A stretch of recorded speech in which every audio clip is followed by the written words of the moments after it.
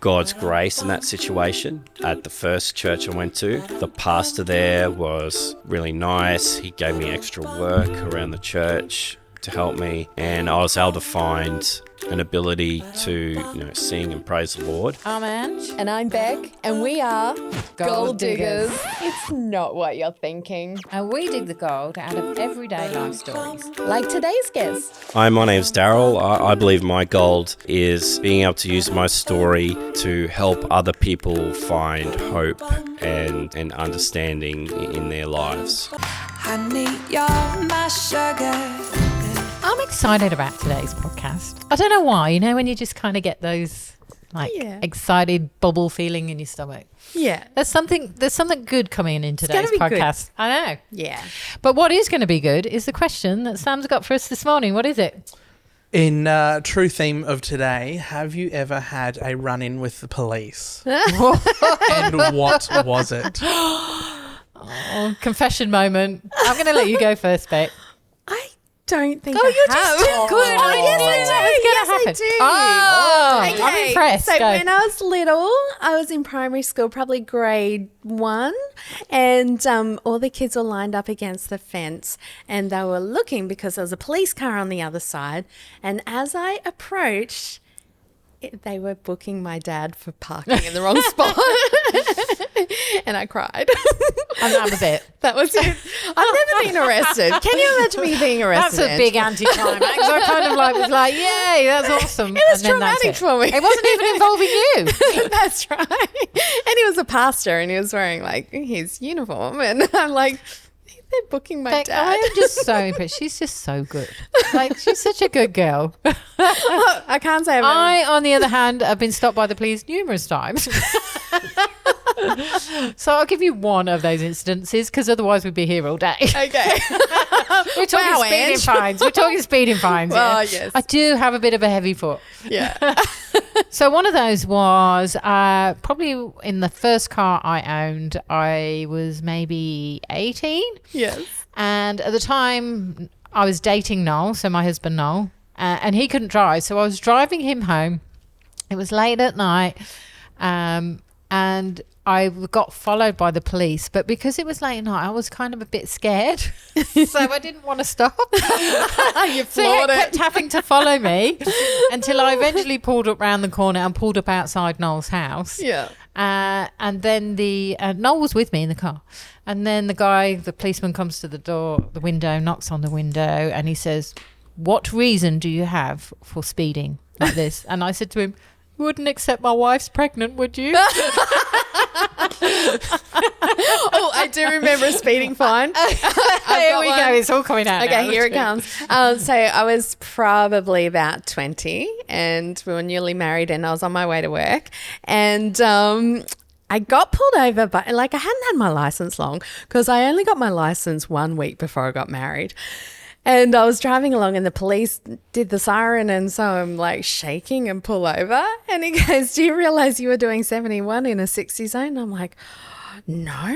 And he says, "And is there any reason you were doing 71 in a 60 zone?" I'm like, "Well, I was on my way to work and I'm going to be late." And he goes, "All right, I'll let you off this time." And I'm like, "Do I have to go to the police station or anything?" No, you're fine. I'll let you off. Consider this a warning. So that is just not fair. And then I went to work and I said to my boss, "Am I meant to do something go to the police station?" And he's just shaking his head going, "I can't believe you got let off." How do you get let off? They purposely I admitted pick me out and think, everybody else, there could be a long line of cars and they're all doing the same speed. They'll go for me. They'll pick me out and say, "No, you were doing 1 over the speed limit, give you 6 points." Well, I can say I've had a couple of speeding fines since then, but that was a good one where I got let off. Yes. Well, I have learned to control my speed. Not not that I was ever out of control You just of had my to speed. swap cars, and your It's car just, was too fast. I mean, like trying to drive my car slow is actually quite a challenge. you need a lady's car that drives a bit slower. Nah, muscle cars all Can't the way. imagine. Yeah, I know. Well, And on that note, yes, that leads into our guest for today. so welcome, Darryl. It's really nice to have you here. We know absolutely nothing about you, so I'm going to put Beck in the deep end right now and throw it to her for a. Well, she normally comes up with these really good and interesting, unique questions. Have you got one? Would you like a random question? Go on from then. me? Yeah. Okay, so Darryl, if you were a shoe, would you be a shiny black dress shoe, a Nike high top, or a thong, as in flip flop for those who don't call Or thongs. jangles if you're from New Zealand. Jangles, flip flop, or wow. thong. I've only got 3 choices. That's it. Yeah. I'm not a flip-flop. I was actually really impressed that Yeah. you knew of a Nike high top. That's Ah, like, yeah. I've got kids, Ange. Well, my husband's a bit of a sneaker fan. He's a bit Yeah. of a connoisseur when it comes to sneakers. So, like, you even use the terms and everything. So I was No. impressed with that. well, Jesse's he was a bit of a basketball fan, so he wore Nike high tops, and Well, there you go. Ben tends to as well. Could you be a blend of something? Like sometimes Yeah. you're a smart shoe, sometimes maybe Yeah, Nike. possibly. Yeah. Yeah. Yeah. Something like that. Yeah. Okay. So, what blend would you be? I don't know. I just find these boots comfy. So I reckon that'd be more like the dress shoe then. Yeah. So that's So, yeah. do you forte in business? Yeah. So I'm self-employed. Yeah. I'm passionate about trying to provide for my family, Yeah. and not quite work boots, but dress shoes for work. Yeah. In what line of work is that? I'm fairly entrepreneurial. I like to start new ideas and things like that. Not all of them really come off, but at the moment, I've got something going where I help people deal with the cost of living. Okay. That's going on at the moment. That sounds how good. everything's really expensive. Like a yeah. budgeting type of. Yeah, it's a bit more budgeting is really practical, but actually, everyday sort of bills, getting those down. I don't know about you, yeah, Ange, but yeah. I know lately going to the grocery shop, everything is so much more expensive. It is, yeah. It's like I saw a lady walk out the other day with 2 bags of groceries, $225. Yeah. I know it doesn't take much for the dollars to mount up, does it? But even like the rising bills, as you were saying, the electricity bills are just sky high. So do you negotiate on their behalf or help them to do that? I've got access to a few different companies, so I can do bill reviews for people. Yeah. And things like your internet, your mobile phones, your electricity, those sort of basic things that everybody uses, everybody needs. You were talking before about there was a time that you had no work, which has made you, I guess, look into how to save those bits of money that's going to make a difference, Yeah, right? So what happened leading up to you not having work? There's a few different periods, I guess you say, but the most recent period was, I was in a sales role, I was doing really well. Yeah. And the people there probably weren't my jam or my cup of tea, but I made it work for years. Yeah. And I believed in what they did, But you get to a point where, because I'm fairly analytical, you ask a lot of questions and things aren't as what they seem. And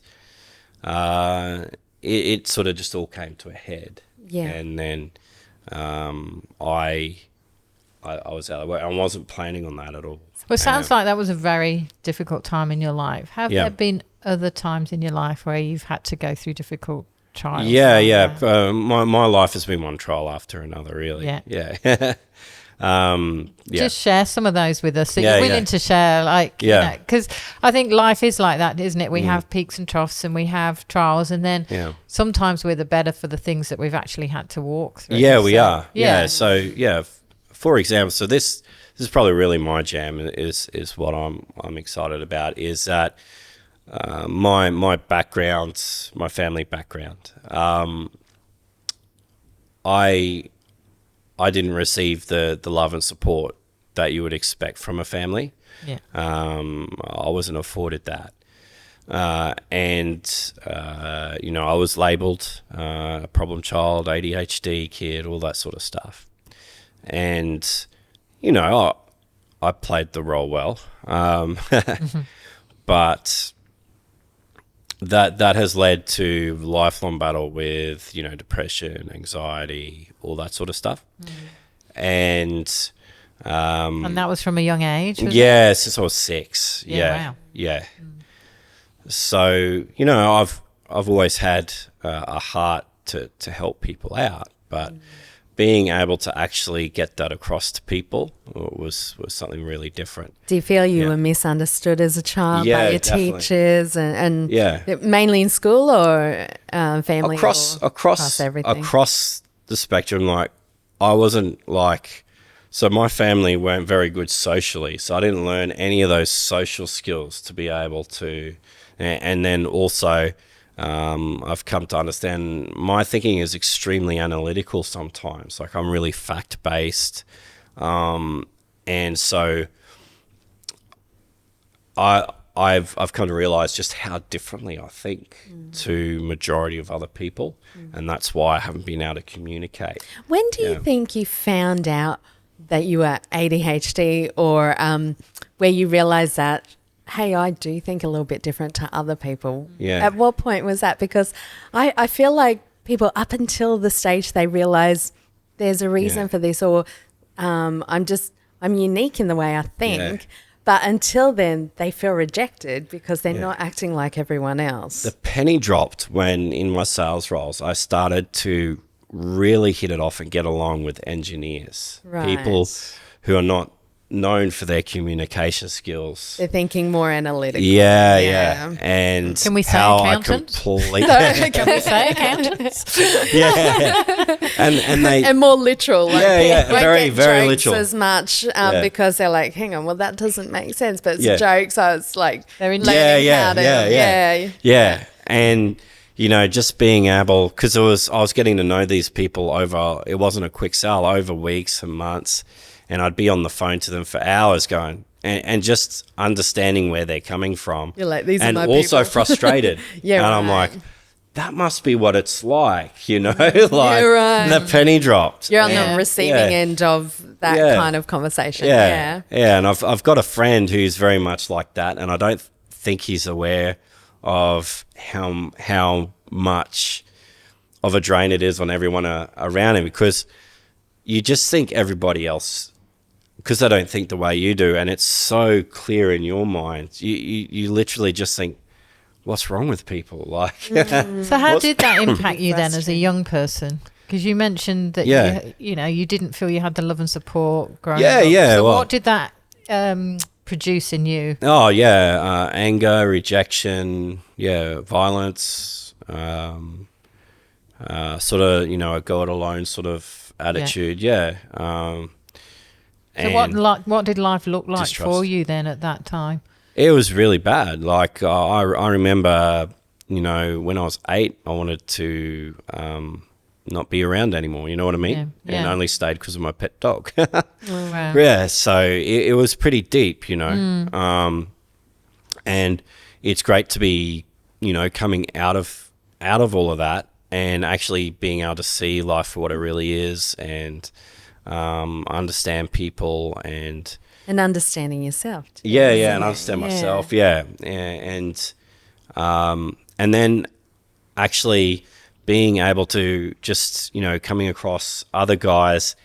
And so many people do relate. I felt so alone, but the more I talk about it, the more I realize, hey, look, they might not have had the whole gambit of what I've had to deal with, but they've dealt with this issue. I'm like, oh, I know all about that, or this, oh, I know what that feels like, because it was like a broad, Well, as a thing, teenager there's and trauma and everything. a young adult, those kind of behavioural can lead you down a difficult path, or maybe into crime and things like that. Yeah.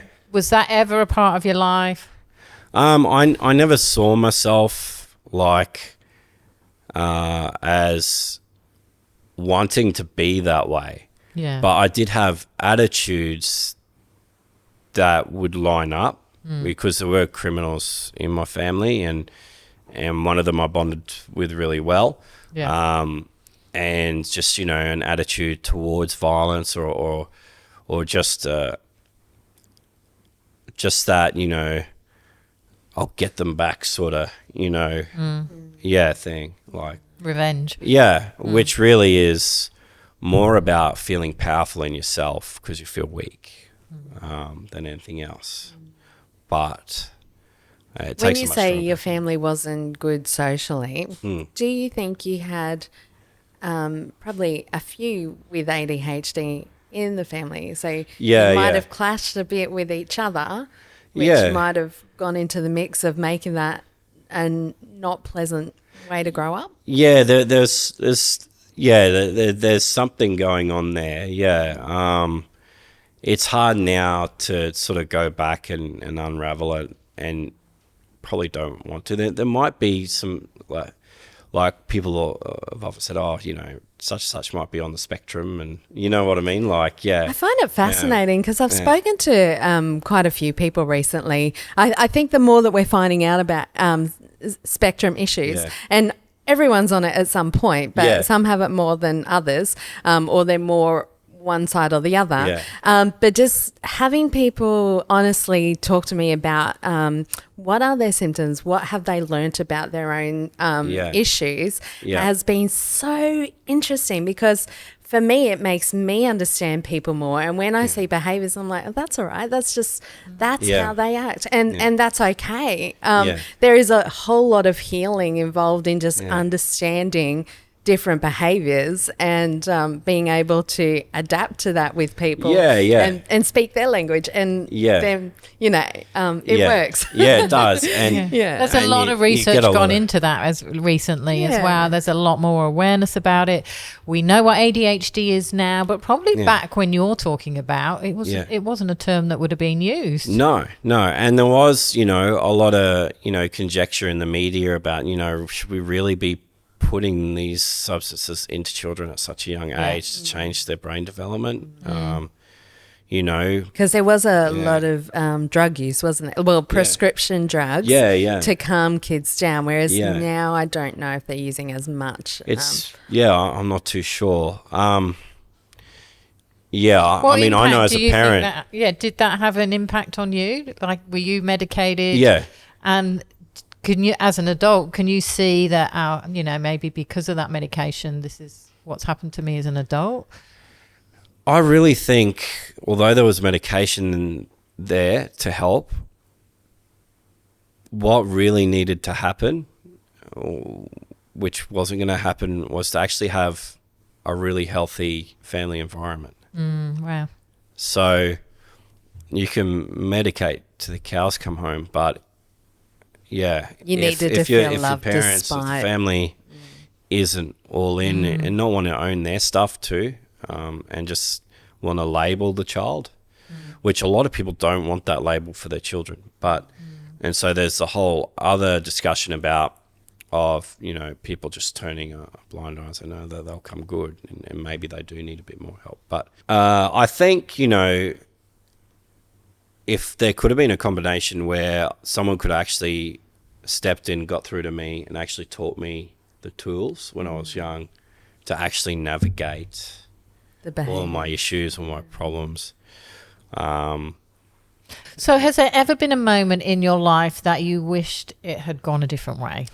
Yeah. So there was a time where I got scared out of my wits by this guy. He misquoted me, and he left it until the last minute. He was going to pull out of doing a bond clean for us. Okay. And I said, hey, look, no worries, you know, go ahead with it. And then I only paid him his quote and said, hey, look, because we were on a shoestring budget, I was going to pay the rest of it back later. So this isn't a business. This was you as a tenant Yeah. Paying for somebody to come and bong clean your home. Okay, Yeah.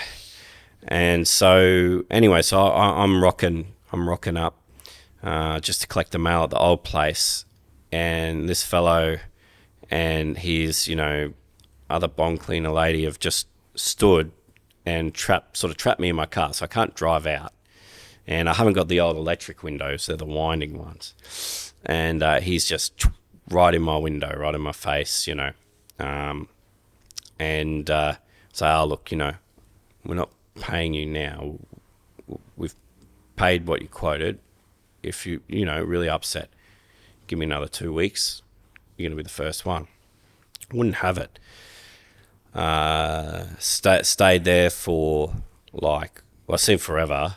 Just standing over me,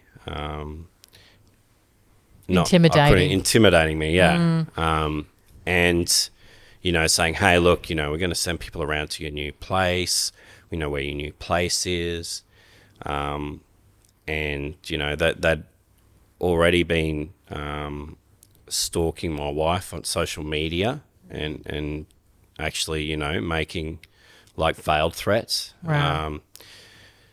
And honestly, yeah, he's scared the crap out of me. So there was a period of time between when you had the bong clean done, he then demands a higher price. Yeah. So then he starts stalking you. Threatening your family. And so that's where he's at. Yeah. And then now he's at the window of my car. Yeah. And he's made all these threats, sending people, going to send people around, to your place to get the money. And I'm just like, this guy is dangerous. I need to show him I mean business. So, as he's walking away, I hop out of the car and I say, "Hey, look, that's not cool. That's not great," And he's sort of all arced up, and he's started shadow boxing the air, telling me he knows Mao Tai and all this sort of stuff. And then, I've snapped and broken his arm with a bat. Yeah, and well, it's a big thing, isn't it, when someone threatens your family and that intimidation feeling. Yeah. It was like a bad movie, really, is what it felt like. Yeah. And then having to navigate, hey, look, there are different ways I could have handled this, such. I wasn't equipped then to be able to do that, and I wish it never happened, because the aftermath of that was I was looking at least 2 years in jail. Okay, right. So it went to miss court? the kids' birthdays, Christmas, the whole lot. Yeah, the police charged me. Right or wrong, So you were full story or detained not. at all? Were you ever detained for it? Or? Oh, only not. I didn't actually go to jail. I cooperated with the police. Yeah. They did rock up to my house, and I cooperated with them. I honestly thought that I had a right to protect my family. But that's just because I think along those lines, the way I did, doesn't mean that's the way that it should have gone down. And then having to navigate the whole court system, legal process, I'm really, really, I'm so lucky that I didn't go to jail. And I wouldn't have been able to do that without legal aid or barristers, but they were really hard to work with. So what was the verdict in the end then? I was guilty, yeah. The other guy, got off scot-free, but, we were able to prove that the charges were trumped up, like the injuries, although they were bad, they weren't at the level that the police were saying they were, and they didn't have any medical proof. Did they acknowledge that this other guy had been No, they wouldn't acknowledge stalking that. No, they egging wouldn't. you on? There was just open and shut case. Look, you hopped out of your car and started hitting him. They didn't take into account the fact that he was doing it for money, which is extortion. Yeah. They didn't take into account that he scared the crap out of us and was stalking us. Yeah. Threatening your family. They just looked at me and went, hey, yeah. But by the same token, what I did was extremely dangerous. I'm very lucky he didn't get more injured because I would have gone away for a long time. Yeah. I'm lucky that people came in, like, I think it was about 15 blokes came in, surrounded me, Yeah. and talked me down. Yeah. Yeah. And you're right. You're lucky because that's prevented you from causing more injury, which could have landed you in much more trouble. And then, you know, and the hardest thing is what that would have meant for my family, right? It's the Yeah. opposite Yeah. for what I wanted for my family. I wanted to protect my family, but all of a sudden, my actions are actually how I decided to do that, or the decisions I made with how I was equipped at the time to make those decisions actually puts my family in jeopardy Yeah. for a long time as well. Well, it's a funny thing, isn't it? Because there are some laws that, like, say an intruder comes into your house in the night, Yeah. startles you, and, you know, you do something like that, you hit or you protect your family or you lash Yeah. out and that person gets injured and sues you, Yeah. you're to blame, yet Yeah. they've actually Yeah. entered your home illegally with ill intent. Yes, but yet that's right. actually you're the one that, Yeah. you know, can get accused of something there. Yeah. But I think any man in that scenario, because, you know, we've Yeah. talked about it in our family, like, what would happen if somebody came in the middle of the night? Like, you Yeah. would, as a man, you would Yeah. want to defend Protect your your family, home. wouldn't you, Yeah, and protect your yeah. home. Yeah. But the law doesn't Yeah. really seem to No. go in favour of And you're at the whims of whether the police can come and help. So they're like, you should have called the police. Where I live, the police station is only open business hours, Yeah. right? There's people who ring up for emergencies. Police say, I'm not coming out for that. Yeah. Yeah, it's So not treated where do seriously. you turn? Yeah. So what happened to you after that? Because it's like you're very aware of Yeah. what you've done wrong in that scenario, Yeah. and owning that completely. So how has that changed you as a result? It took me to reevaluate everything. So I went, okay, so I need counselling. So then I realised I was walking around on edge all the time, and this thing's called anxiety. People don't deal with that all the time. Most people can walk through crowds and it doesn't bug them. Most people aren't thinking everyone's out to get them all the time, you know. And I started to understand all these different things that were impacting me. And I got good counselling. I found other ways to change my thinking through their counselling and through their thoughts. I began to understand, hey, you know, if I was better tooled up, I could have bought myself some time and come up with a different way to handle this scenario that wouldn't have involved some guy, you know, getting hurt, you know, maybe, you know, very, very seriously hurt. Wouldn't involve my family having to walk the journey of me thinking I'm, you know, very real. It was made clear to me, you know, very real possibility you're going to jail here. And so on. So, okay, so there might be another opportunity in my life where something like this happens again. Yeah. What do I need to do to change it? So that started with, you know, going to a psychologist, going to a doctor, you know, until I was tooled up to be able to, you know, give myself time and breathing space. You know, I did need a type of a medication so that when I felt overwhelmed like that or I felt threatened like that, I could actually take it and it'll give me, you know, 3 hours to calm down and think more rationally. And, you know, that helped, but then it was very addictive. So, And what sparked you to go to counselling? Did someone suggest it to you? Or? I think I talked with my wife, but I just wanted to do it. Yeah. So I wanted to change, you know, something. Yeah, I had a chat to a really good GP. Yeah. And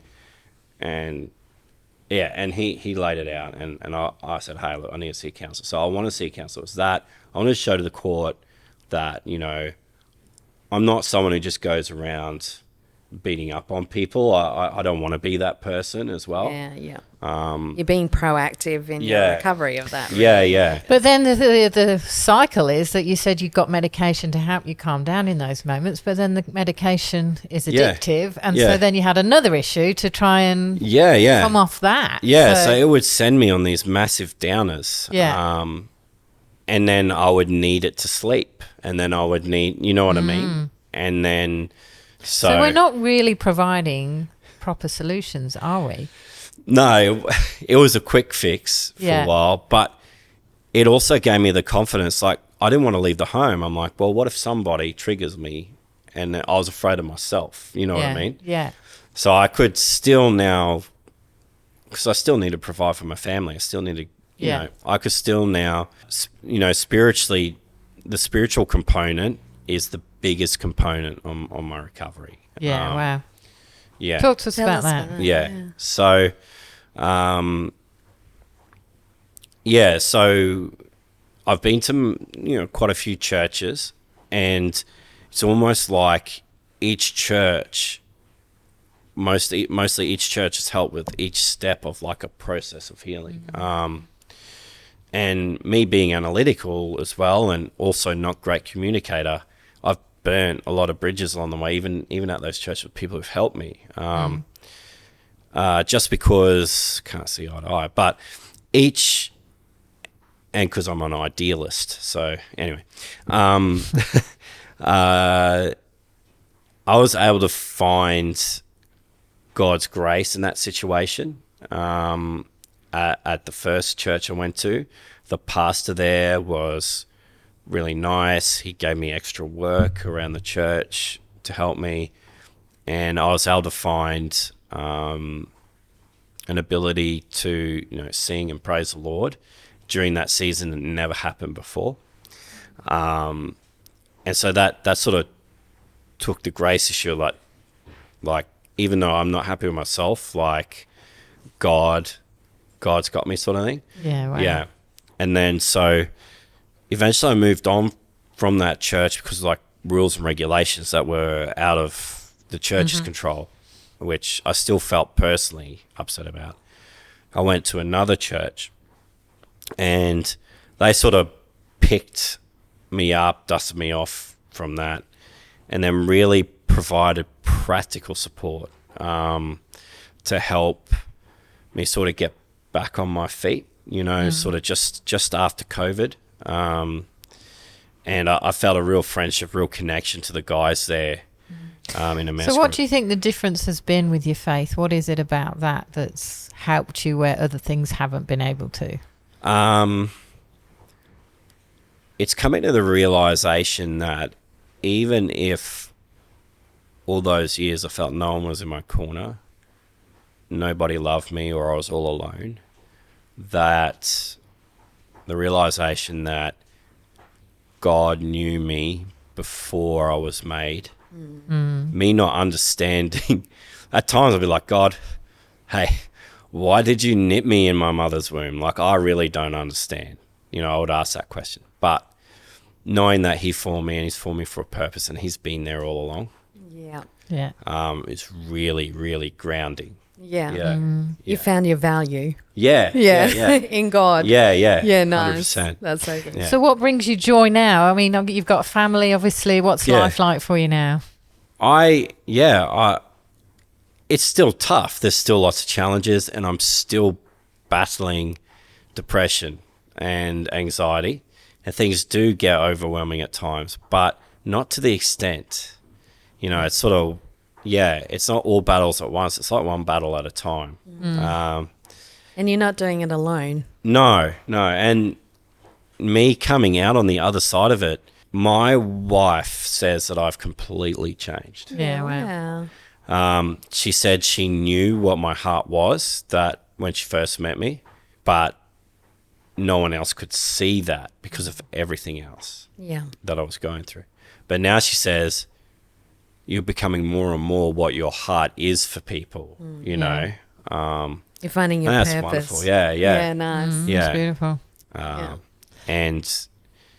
And the, you know, I love my family, so I love my kids so much that I know that I can help them. I know as long as I'm there, they don't have to, you know, I'm not perfect, but they don't have to go through all of the stuff I've gone through. They're going to have a much better life. They're grounded. They know I love them. God loves them. Mum, it's not up for question. I display the love. I say it. I give them a hug. All that stuff. All the things you feel you missed out on. Yeah. Yeah. And I get great joy out of. Yeah, amazing. That's so good. Yeah. This leads perfectly into our gold moment. Yes, so it over to you, does. Beck. I think you've just had a life that's done full circle, really, hasn't it? That ended up at the best possible place. Yeah. And I love that you are now giving to your children what you missed out on. Yeah. And I think having missed out on it, you know what those gaps are. Yeah. So you're able to fill them for your own children, which is Yeah. beautiful. Your determination that I can see from a young child to keep going even when you felt like you couldn't is definitely gold in you. There are many times that you could have given up, but even little things that were placed along your path, like your dog. Your dog is what kept you there. Yeah. Then as you progress, there would have been other things along the path that just kept you going, that one little piece of hope that kept you there. Yeah. Even being able to admit that, you probably did do the wrong thing in that instance. But being able to be in a place where you go, okay, that was wrong, but how can I fix it? So you've gone into these recovery modes of how can I fix that? And I think being able to acknowledge when we do something wrong is absolute gold, because that's when we get that healing, and that's when we can turn things around for the better. But your ultimate gold is that you found God, and that has totally changed your life and changed how you see the value of yourself, knowing that you were created for a purpose. And so having that value in you now allows you to serve others and to give that love that you missed out on to others, and therefore you're receiving it as well. So that's amazing. Yeah. Left nothing for me. I'm sorry. It just came up. It doesn't work. No, that was brilliant, because the thing that I mainly got for you is that you make no excuses for your life. Yeah. That you've owned it, and everything, and that's really difficult to do. Most people don't. Most people think, oh, it's because of my upbringing, or you know, it's because I was dealt this bad hand. But you don't do that. You say, no, I own it. This is who I am. This is who I was in that moment. This is what I've done wrong. So good. But I know what I need to do to change that, and you're committed to bringing change to those things. It's not an easy road, as you've said. And there are many peaks and troughs with that, and there are many things to overcome, and probably still will be. But I can see your commitment and determination to overcome and be a better man for your family and your kids, and it sounds like you're doing And I that. just feel like clapping for that. I know. Wow, it's amazing. So thank you so much for being here, sharing your story. We always find it such a privilege to hear someone's personal journey. So That's great. I appreciate Thank that. you so much. Thanks. Thank you very much. Thanks for listening to the Gold Diggers podcast. If you want to be a guest or you want to reach out, you can do so on our website, thegolddiggers.com.au. We also share behind the scenes footage and giveaways across our socials on TikTok, Instagram, YouTube, and Facebook. We dig for gold every Wednesday, so subscribe and follow now so that you don't miss a story that could change your life. Honey, you're my sugar.